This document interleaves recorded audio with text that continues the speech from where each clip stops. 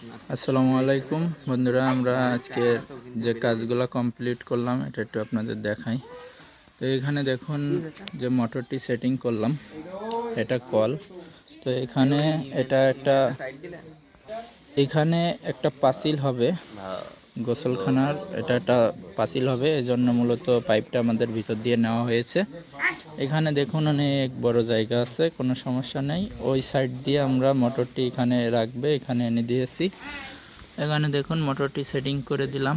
আর এটা দিয়ে যে লাইনগুলো করে দিয়েছি এটা হচ্ছে লতা পাইপের লাইন। দেখুন বন্ধুরা, এটা হচ্ছে লতা পাইপের লাইন।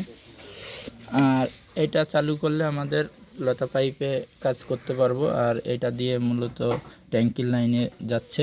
এখানে দেখুন টি করে আমরা দুইটা বল লাগিয়ে দিয়েছি। আর এখানে একটা ট্যাপের লাইন, এটা ট্যাঙ্কি থেকে লাইনটি আসতেছে। দেখুন আমাদের পানি ট্যাঙ্কিতে তোলা হয়ে গেছে। আর এখানে আমরা মোটরের সুইচ করে দিয়েছি। দেখুন বন্ধুরা কাজগুলো কীভাবে ফিনিশিং করলাম।